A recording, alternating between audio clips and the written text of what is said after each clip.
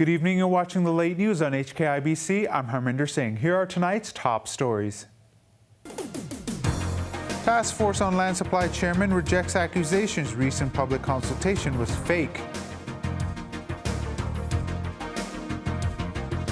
Education Minister questions if Cantonese is suitable as a teaching language and urges Hong Kongers to use Mandarin more. And various parties and groups make final demands ahead of Chief Executive's policy address on Wednesday.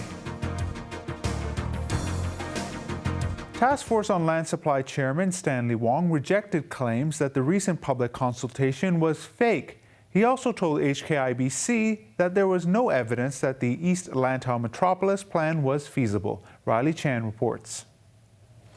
The government's appointed task force on land supply was established in September last year to find ways to plug a 1,200-hectare land shortfall for housing and economic development. A public consultation was launched in April to solicit opinions from different sectors of society. A final report is expected to be submitted to Chief Executive Carrie Lam by the end of the year. But several top government officials have already voiced their support for reclamation ahead of the policy address. Lam herself called reclamation inevitable. With government officials making such statements, critics accused the consultation exercise of being fake. But the task force's chairman Stanley Wong disagreed. He told HKIBC that he believed the chief executive would only outline a general direction on land supply in her policy address. If the final report submitted by the task force suggested a different direction, the government would rethink its strategy.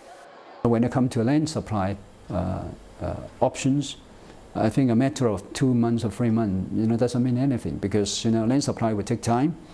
Reclamation will definitely take 15 or 20 years to complete. I don't think the government would then take a pre-position ahead of the task force submitting our report by the end of the year. Within the policy address, there will be adequate coverage on some of the options, but not a conclusive,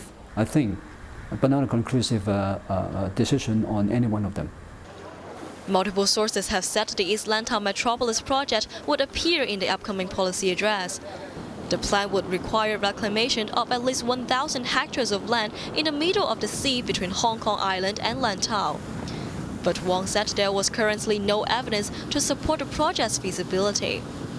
We had yet to collect all the data, so the task force will not be able to conclude if there are enough support for the reclamation around the midwater for East Lantau Metropolis.